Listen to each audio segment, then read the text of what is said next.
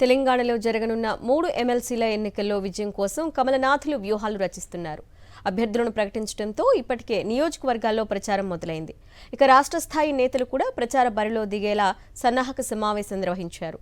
3 సీట్లు గెలిచి రాష్ట్రంలో తామే ప్రత్యామ్నాయమని చాటేందుకు కాషాయ పార్టీ నేతలు రెడీ అవుతున్నారు. 2 టీచర్, 1 గ్రాడ్యుయేట్ ఎమ్మెల్సీ స్థానాల కోసం పోరాటానికి తెలంగాణలో బరులు సిద్ధమయ్యాయి. విద్యావంతులైన టీచర్లు, గ్రాడ్యుయేట్లకు సంబంధించిన 7 ఉమ్మడి జిల్లాల్లో ఈ ఎన్నికలు జరుగుతున్నాయి. ఇప్పటికే అన్ని పార్టీలు అభ్యర్థులను ప్రకటించి బరిలోకి దిగాయి. బీజేపీ కూడా 3 స్థానాలకు తన అభ్యర్థులను ప్రకటించింది. జిల్లాల్లో అభ్యర్థులు ప్రచారం కూడా చేస్తున్నారు. ఈ ప్రచారంలో రాష్ట్ర స్థాయి నాయకులు కూడా పాల్గొనే విధంగా ప్రచారం నిర్వహణ మీద రాష్ట్ర బీజేపీ ఒక సన్నాహక సమావేశాన్ని నిర్వహించింది.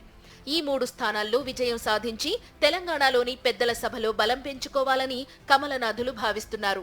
రాష్ట్ర పార్టీ అధ్యక్షుడు కిషన్ రెడ్డి అధ్యక్షతన జరిగిన ఈ సమావేశంలో ఎంపీలు, ఎమ్మెల్యేలు, ఎమ్మెల్సీలు, ముఖ్య నేతలంతా హాజరయ్యారు.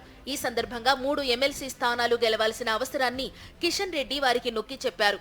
ప్రచార సరళిపై దిశానిర్దేశం చేశారు.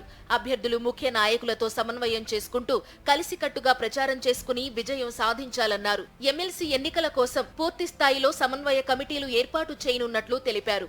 ప్రచార ఆర్భాటం కోసం పెద్ద సభలు అవసరం లేదని, ప్రతి ఓటర్ను అభ్యర్థి కలిసి ఓటు అభ్యర్థించాలని సూచించారు.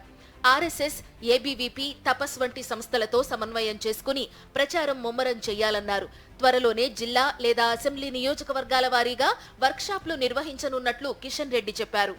ఎమ్మెల్సీ అభ్యర్థులు ఇప్పటికే ప్రచారం ప్రారంభించి పట్టభద్రులు, ఉపాధ్యాయులను కలిసి ఓటు వేయాలని కోరుతున్నారు. సమన్వయ కమిటీల ఏర్పాటు తరువాత ప్రాంతాల వారీగా కార్నర్ మీటింగ్స్ నిర్వహించేలా ప్లాన్ చేస్తున్నారు. విద్యారంగ సమస్యలు, యువతకు ఎలాంటి భరోసా ఇవ్వగలమనే అంశాలను ప్రచార అస్త్రాలుగా మలచనున్నారు.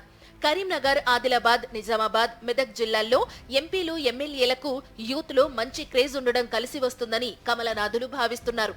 తపస్ వంటి ఉపాధ్యాయ సంఘాల మద్దతుతో 2 చోట్ల అభ్యర్థులకు పాజిటివ్ వైబ్ ఉందని నేతలు భావిస్తున్నారు.